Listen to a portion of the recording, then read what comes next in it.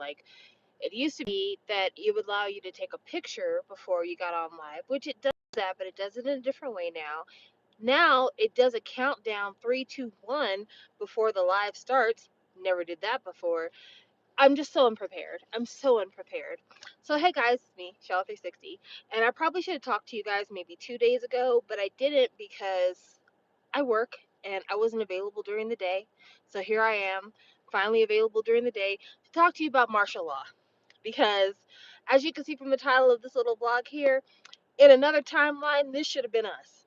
In another timeline, this very well might be us here in the United States. But let's talk about it.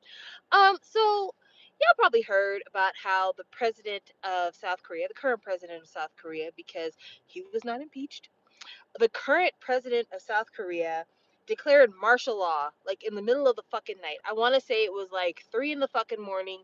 He gets on TV, is like, I've declared martial law because of anti governmental forces, North Korean operatives, and I'm taking over the news media, and I'm locking up the parliament building, and bitch is about to go down.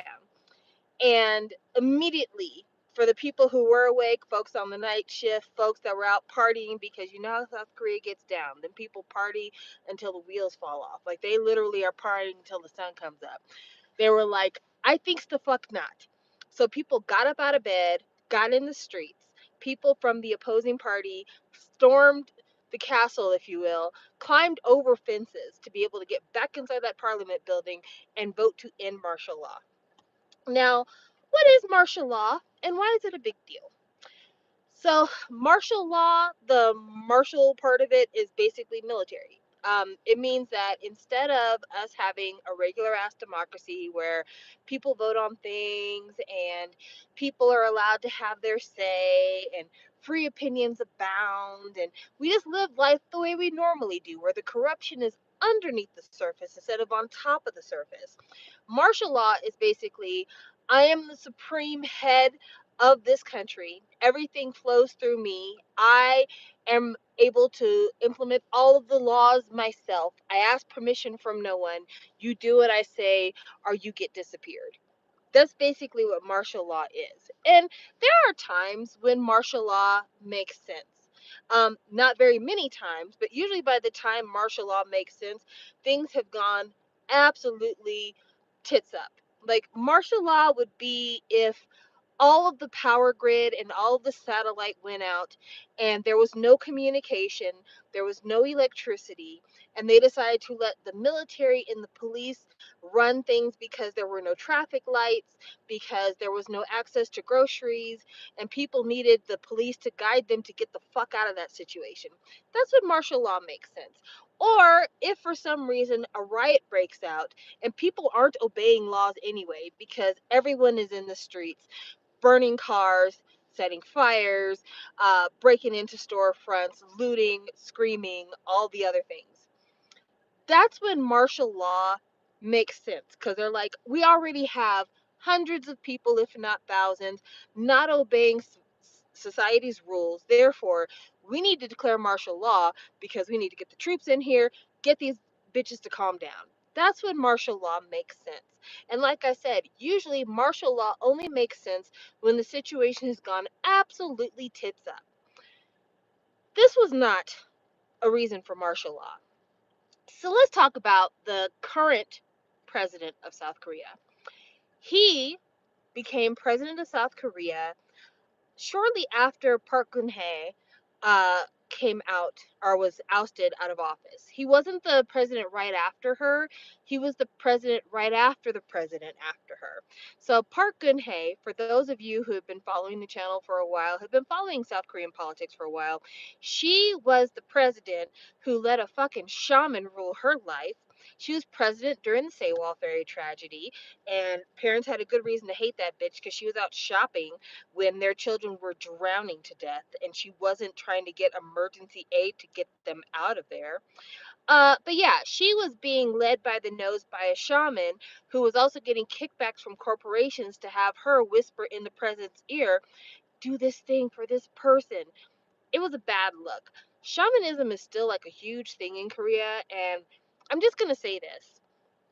Everyone has religious preference. while Christianity is big in Korea, shamanism is still really big in Korea. People still go with that. And I have suspicions. I'm one of those people. I try not to intentionally step on cracks because I don't want to break my mother's back. I don't like a broken mirror in my home. I don't know that it's bad luck, but I won't have it. And I don't like to split the pole with people. Those are all things that I believe in. However, I wouldn't let those things help me make business and governmental decisions. People need to get past shamans about huge life decisions and decisions that affect other people. That needs to be done with. But anyway, Park Geun-hye, she was consulting a shaman. The shaman was getting kickbacks from businesses because they figured if this dumb president is going to listen to this shaman, let's get our point of view in her ear. And Yoon, who is the current president of South Korea, was the special prosecutor who ended up helping to get her impeached. And part of it was because he was mad at her because she had gotten him in trouble because she said he wasn't listening to her directives. So that was his first little bit of victory. Then the opposition party got their person in as president, but he was unpopular. And I guess Yoon had a fight with this guy and was slowly rising up the political ranks to become the head of the Conservative Party. And when that guy was either running for re-election or when the next election came up, anyway, long story short, he became president of South Korea. This was the big election where all the incels came out and decided women shouldn't have rights and we need to go back to a time when women were basically the chattel of their husbands. So that happens. He barely wins though. He wins by like 1%, but he wins anyway. And everyone internationally was shocked because his whole platform was like, I'm going to bring back conservative values and stop all this women's lib shit. And men mostly voted for him, but it was young men, which was surprising, and a lot of older women, surprising again. So he gets in office, and immediately things are weird. First things first, he moves the president's home base from the Blue House, where it had been forever practically, and decides to move it into the middle of fucking, I think it was like, was it Itaewon? I think is where he moved. People were like, why would you move it there? He claims, oh, because I feel like Blue House is cursed. Hey, Anthony. Well, I don't know about you, but I wouldn't necessarily have faith in a leader who was telling me, I believe a location is cursed. Most of us try not to acknowledge to other people that we believe that things are cursed, or at least not in a serious way to where we are uprooting our entire government structure to move from one location to another because of said cursedness. So he moves to Itaewon. Well, after he's moved to Itaewon, of course they have the streets all blocked up and everything so that, people can't assassinate the president. It's Halloween in Itaewon. The streets have been rerouted. There's a whole bunch of people out there to party. There is a crush. People are not able to be redirected, and people die.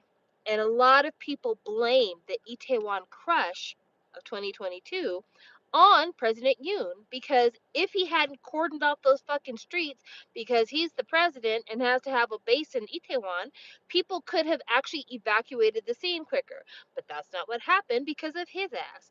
Well, of course, instead of blaming it on the fact that he should have never been in Itaewon to begin with, he blames it on Western ideology and young people out there doing things that they shouldn't do. So next Halloween is shut down in Itaewon. They don't allow anybody to celebrate Halloween in Itaewon in 2023. So already people are kind of dissatisfied because they really felt like his explanation for the crash and not taking responsibility, that was an issue. But bubbling under the scenes, we're coming up on another election. 2023, his party's ready for another election. His wife had been accused of taking an expensive, I believe, Christian Dior handbag from somebody who wanted to curry favor with the president. And for a long time, people were like, hey, do you want to explain this whole purse situation? Do you want to apologize for your wife taking this purse? Do you want to acknowledge at least that like this was not right and this shouldn't have happened and we should do things different in the future? No. He was like, fuck you. I'm not going to explain shit. My wife is allowed to have nice things. I'm not even going to acknowledge this fucking handbag. I'm not going to talk about it. It's none of your fucking business. Fuck you, pores. Well, when the election happens, his party loses several seats. And even though they were able to maintain power, they only maintained power by a slim margin, and he only actually won his presidency by like 1% on re-election. So of course his party's like, hey, I need you to go out there and explain the shit going on with your wife in the handbag, because you're the reason why we lost so many seats, because you mishandled Itaewon's Halloween crush. You mishandled your wife getting this handbag. And he's like, okay, I admit I could have done better, guys. No, I'm sorry. So he does that. But still, like, people are looking at him sideways, like, we need to get this motherfucker out of here. We think he's corrupt. Also, didn't even mention it, him moving to Itaewon, they believe now is because his wife consulted a shaman who told them to move to Itaewon, and that two of his high school friends, one is the defense minister over in South Korea, and the other one was like head of security or something. They were the ones who were like kind of responsible for the move as well. But the one that was his friend from high school, he had two friends from high school. One of his friends from high school, last name Lee, apparently people blame him for like the horrible traffic management rerouting situation in Itaewon. And when he was supposed to be uh, kind of saying these are the officials that were responsible for what happened, everything else, uh, he protected his friend. He's like, oh no, my friend's not at fault. My friend would never do anything wrong. This is somebody he knew from high school, and this is a man well into his 40s, 50s. Don't nobody want to hear about you protecting your high school friend. Get the fuck out of here. Let that man get arrested. People got killed. People got killed. Anyway, so he's at the house stewing because people don't like him, and people are mean to him, and he doesn't understand why people are so mean to him when he's such a fun guy. And his other high school friend, last name Kim, the defense minister, is like, you know what you should do, friend? I'm the defense minister, which means I'm head of the military. You should go ahead and set martial law. That way, we can round up all your political enemies, fucking shoot them off in a cannon, get them out the paint, and you could just run things forever. Then you'd never have to answer questions about why it is that your wife and her mother seem to be having all these very interesting stock moves and seem to have all these very interesting bank acquisitions. We don't have to answer any of that shit. Instead, just declare martial law. Make yourself dictator number one. Make it to where anyone who questions your authority gets crushed under your boot. Uh, so he's like, yes, I'm gonna do that. I'm gonna fucking declare martial law, and anyone against me is working with North Korea. Fuck them bitches. I'm gonna show him who is the president around these parts. You hear me? So he declares martial law. But whoever his friend is from high school must have absolutely flunked the history portion of the high school exams, because martial law came to a screeching halt in South Korea during the 80s through a series of very intense protests. Basically, all of Korean society went through an upheaval at the end of martial law, because for many, many years, Korea was under military dictatorship. And the end of martial law begat the beginning of like real democracy in Korea. And people fought, and people died, and people became political prisoners. Like, it was a huge deal that martial law ended in Korea. And a lot of the stuff you see now, like, Hyundai, Kia, LG, Samsung, a lot of these big technological advances, a lot of these big like global advances, that all happened after martial law ended. And Korea doesn't want to go back. They don't want to experience what life was like before they had a global footprint. They don't want to experience what life was like back when things were really, really tough. They went from the Japanese occupation to like what, World War II, to the Korean War, and then to martial law, basically, or military dictatorship. And then finally things got good. Things were finally progressive, things were finally comfortable, and no one wants to go back. And it begs a lot of the question, because this is what's interesting about this situation. Most Koreans, I want to say like 3/4 of Koreans, want President Yoon to be ousted from power. They had a vote to impeach him. because his party is the majority party, none of them would vote to impeach him. Instead, they left the room and refused to vote. So that is why he is still currently in power. Even though his party has told him you should resign, even though I think his entire cabinet has resigned, his party is still sitting there telling people, hey, let's not impeach him. Let's wait for him to quit. You know, he didn't mean to do martial law. You saw that it happened in the middle of the night. He's just lonely and felt like people don't like him, and that's why he did this thing. Now, this is a man who protected his high school friend from being blamed for the Itaewon crush that he totally should have been blamed for. But his high school friend who convinced him to do martial law, that guy quit because he knew his ass was fried. He has friends. If he was so fucking lonely, why didn't he talk to his friend who convinced him to declare martial law if he's so fucking lonely? He's got a wife. Why didn't he talk to that bitch? He's got a mom. What a mother-in-law. Why doesn't he talk to that old bitch? Why doesn't he talk to anybody? Instead, his loneliness inspired him to want to lock an entire nation down. And I say all this to say, it is very comforting that most Koreans want him the fuck up out the paint. But on the other hand, what's been uncomfortable is that some of them incel ass people from Telegram have been saying they were looking forward to martial law because if Korea went to war, then they would get a chance to rape women, which I find highly ironic, given that over the last several years, we've had many, many conversations about how the comfort women of Korea are dying and that there has been no apology by the Japanese government for what they did to Korean women during World War II, during Japanese occupation. Yet and still, these women's grandsons and great grandsons are dreaming of the day when they can turn other women in their country into comfort women. Your ancestors must be so fucking proud of you.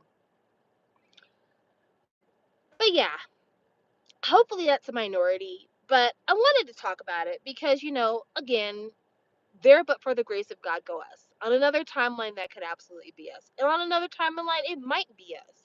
You know, when these incel ass motherfuckers decided to put this man in power, they did so because South Korea's been going through an economic slump.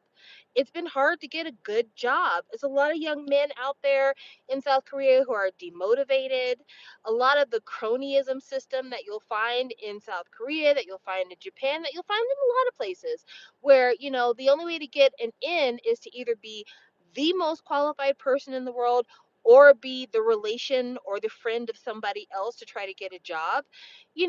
A lot of people are upset because it feels unfair and because they feel oppressed and because they feel things are unfair.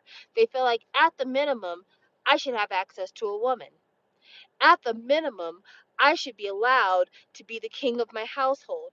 At a minimum, there shouldn't be a woman having a job if a man could have a job. This is how they feel. And that's the reason why they voted for this man to begin with. And it's upsetting because when the next person gets in office, more than likely it'll probably be another conservative party person because I think his party is going to convince him to voluntarily resign. But if it's another conservative party person, it's not going to change the political ideals of these young men. They're not going to see how letting their frustrations guide their voting practices was a horrible fucking idea, and they need to be voting for somebody who is giving real economic solutions rather than somebody promising we'll get back to society and the way it was in the great old past, which again, as we've just discussed, is ironic because the great old past of Korea was not that great. They had to get over a military dictatorship. So what great old past are you thinking of? Are you thinking of the 90s? Are you thinking of the early 2000s? Like, what the fuck are you talking about? And in a lot of ways, that's what we're dealing with in America. When I had my conversation the other night and I was talking about how, like, I'm building some bridges with people who are Trump voters, I could tell that like not everybody's going to agree with me on that, and for valid reason, because there's a lot of people who voted for Trump that did vote for the very same reason that people voted for President Yoon over in South Korea. They were bitter and they were frustrated and they wanted to kick other people because they felt down themselves. There's a lot of people who are super malicious, and that's the reason why they voted for Donald Trump. It's just a fact. And I don't plan to forgive those people, and I really don't plan to build bridges with those people. But I know a lot of people in America who, number one, are lead poisoned and are intellectually suffering. But two, and I only bring that up because I was listening to the Philip DeFranco podcast the other day, and he was talking about how my generation suffered from high amounts of lead poisoning because they used to put lead in the gas up until like the mid 80s. I'm digressing right now. Long story short, that's why gas is unleaded in America. So there's a lot of people who just aren't informed. There's a lot of people that they vote based on rhetoric alone. They do not vote based on policy. They do not vote based on research. They do not vote based on anything other than this is the party I've always voted for. They told me one thing was going to happen and I didn't realize another thing was going to happen. Or they've absolutely gutted our school system and I have not been taught how to think on my own. Therefore, I'm voting this way. And then there's those malicious motherfuckers that everyone in society ought to abandon with haste. But I wonder, in looking at what's happened in South Korea, with the incels getting what they asked for, and then what they asked for being one of the worst type of people you could get, how are things going to happen over here? Now that we have Donald Trump spending all of his time making sure that every person he puts into a position of power is either someone who is a fucking goon, a television character, or somebody else who's completely under qualified for the position, or somebody who's so evil that they can't even walk past churches without making a big loop on the sidewalk. Now these people are in here, when they start to show themselves for being the evil, maniacal, power hungry, drains on society that they are, what is it going to take for people to say, okay, we've gone too far to the side of evil? We have to reel things back because there is no majority that can possibly even look at reining in Trump and his cronies. The Republicans have the majority in the House, they have the majority in the Senate, they have the president, and they have the majority on the Supreme Court. There is no stopping them. But, like, what would they deem as too far? What would cause some of the old school Republicans to be like, you know what? I can't allow them to murder puppies every morning. We've got to stop the madness and the bloodshed. What would be too far for them?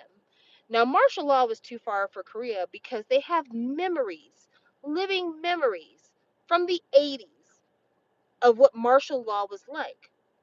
But in America, what are our living memories of our worst times? Yes, if you're a minority, you have fairly recent living memory. You have grandparents in your household, maybe parents in your household who remember segregation. My mother remembers segregation. My grandmother remembers segregation. Aunts, uncles remember segregation. But for white people in America, who are still technically the majority in America, what are their memories of a bad time? What is something that they could see happening now that would remind them of the dark old days? And I don't think we have that. And it makes me feel like if Donald Trump was to insert martial law right now, which he threatened to do during his presidential term, if you don't remember, many times when he was president and during campaigning, he threatened martial law. But in threatening martial law, if he was to do it, would Americans rise up? Probably not, because we've won so many times in the past. And this is not me bragging about being American, this is just me stating fact.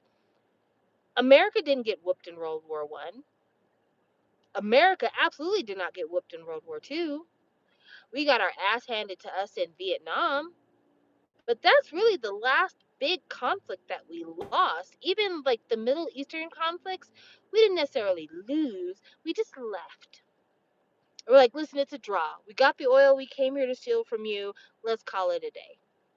But we haven't really lost the way that we probably should lose. Not that I want America to lose, but I'm just saying we haven't really lost. So it's becoming a thing where I feel like we need to lose in order for us to really see what it's like when things are bad. And then maybe we can come together behind something good. But I don't know. I saw somebody mention that healthcare CEO, United Healthcare. All I'd say is this: if the reports are true about the bullet saying deny, defend, depose, then I don't care who shot that CEO. He is a folk hero, and I hope that he escapes. So, for those of you who don't live in America, let me tell you what's going on. For those of you who have spent all of your lifetime knowing that the American healthcare system is the worst healthcare system in the first world, I'll put it that way. You're not wrong. And a big part of it is insurance companies. America doesn't have universal health care for everyone in the United States. Instead, we have a series of scam companies called insurance companies for medical insurance. And what they do basically is you pay them to tell you whether or not you are sick enough to be treated and how much treatment you're allowed to have before they decide you are too expensive to live. And United Healthcare is one of these companies. Well, their CEO was headed into downtown Manhattan to go to a meeting. Right outside the United Healthcare building, someone gunned him down.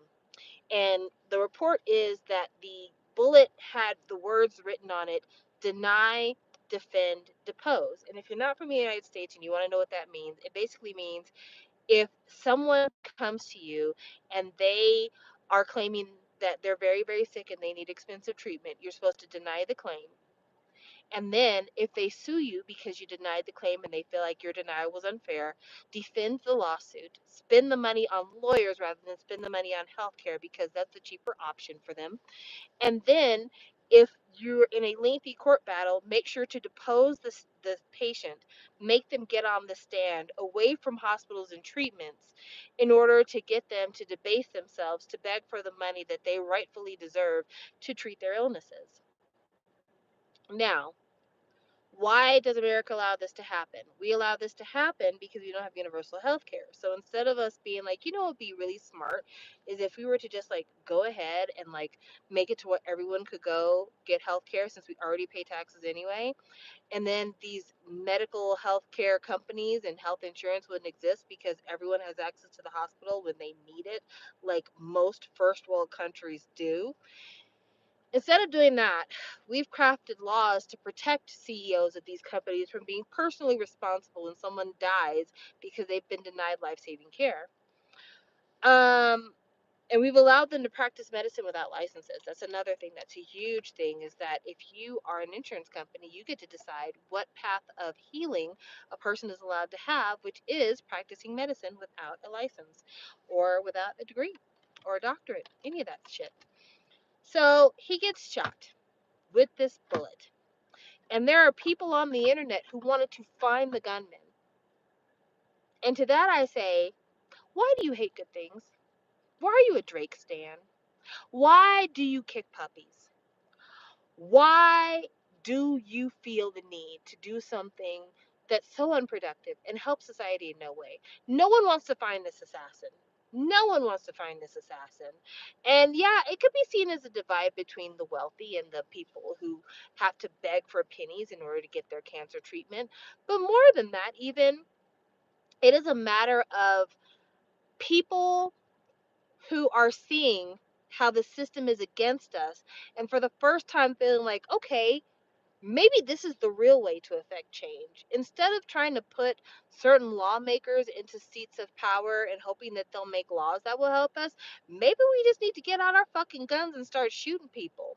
And because I think the wealthy are getting that feeling from the general populace, almost all of the major health insurance companies have taken down the pages that list who their senior management are.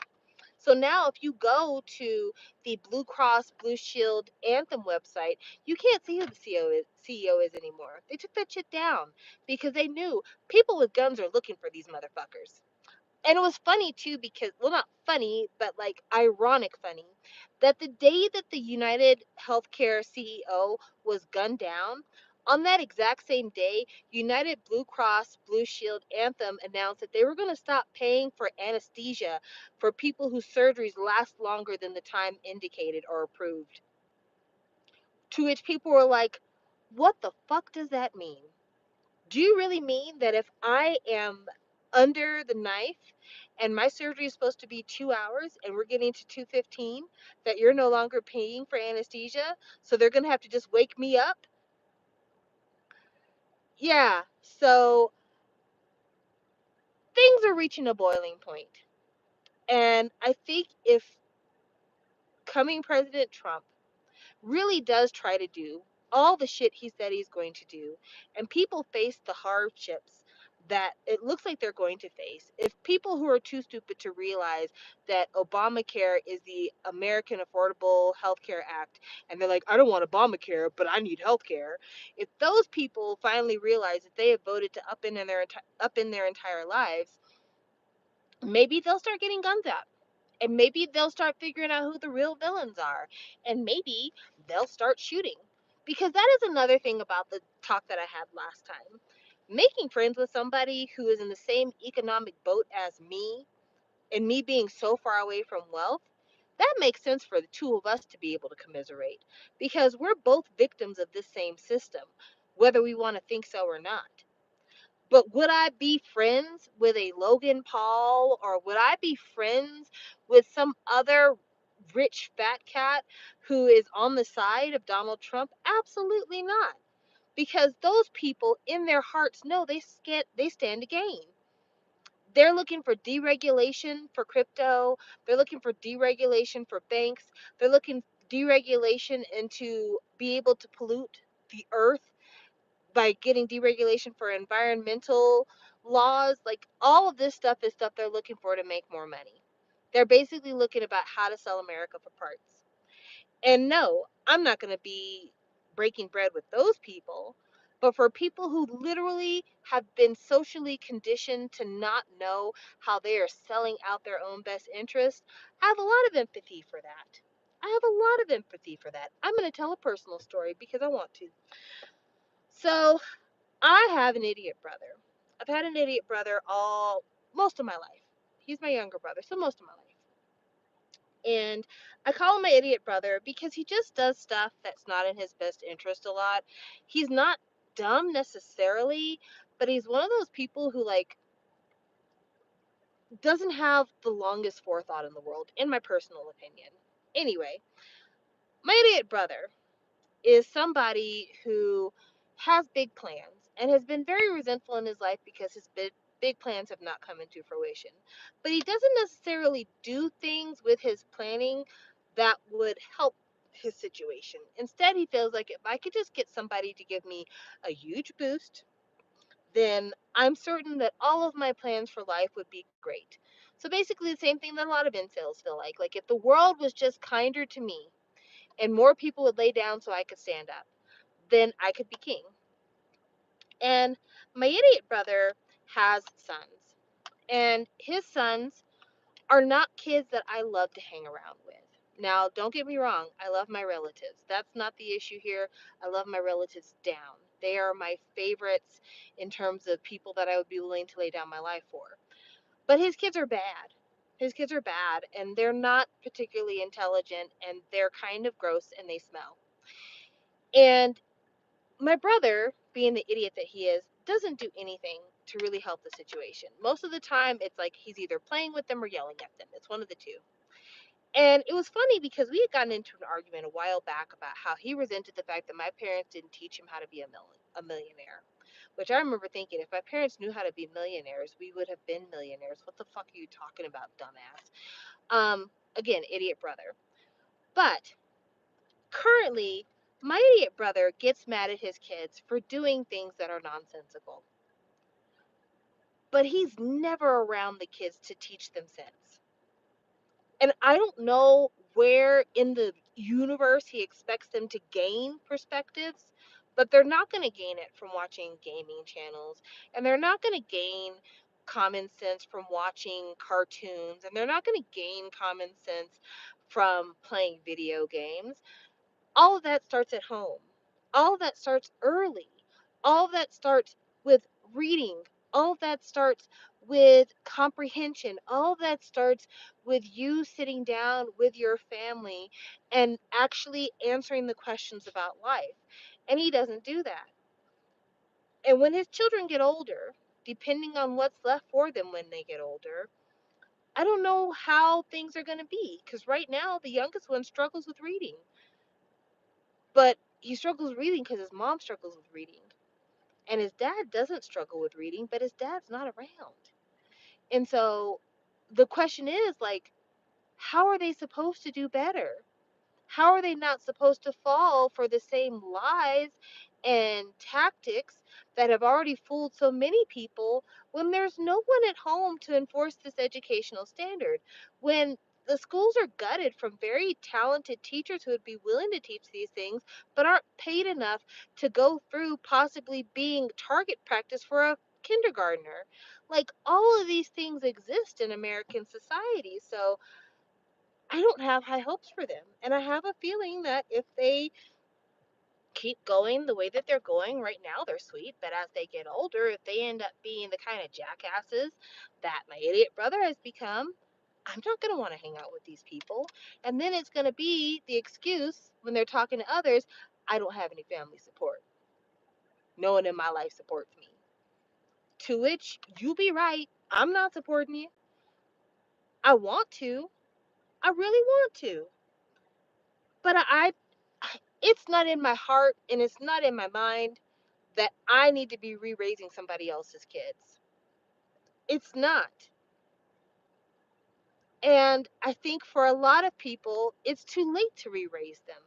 For a fucking 25-year-old whose idea of how to make it in the world is to try to have a successful YouTube or Twitch channel or to possibly become some type of influencer, it's too late to raise that person. It's too late to be like, go back and get your degree in, you know, being an electronic engineer or get a plumbing license. It's too late for that. It's too late for that. So what do we do? I don't know. I don't have answers for that. But yeah, I just wanted to share kind of like looking at South Korea. It's not hard to see that could be our timeline here in America. Not hard to see at all. And so we have to really start asking ourselves the questions of, if a country who so many of us have enjoyed because we have felt like, oh, we have things in common. We have commonalities. You just saw what happened over there. What could possibly happen here? What could possibly happen here? Now, I haven't completely given up on my brother's kids. In terms of Christmas, I'm putting books in everybody's stocking. You're going to learn to read around your aunt one way or another. And when I take them places, I absolutely expect common sense, and I don't yell. But if you can't be sensical around me, the good times are over and it's time to go home, which is the only way I can enforce things. Because I'm not about to beat and yell at kids, because that's not a good time for me. Instead, I'm like, oh, you guys can't sit down even though I paid for seats? You guys can't enjoy the movie without trying to fight each other? Then we need to leave the movie. Yeah, I'd love to see the end of this movie too, but it's time for us to go home.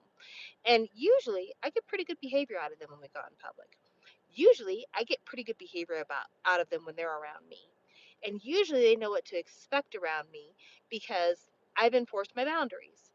And in the micro and the macro, that is my community because those are my relatives. But once they become adults and they decide I'm not a kid anymore and I don't have to follow your rules, that's absolutely fine with me. You're right. You don't have to follow my rules.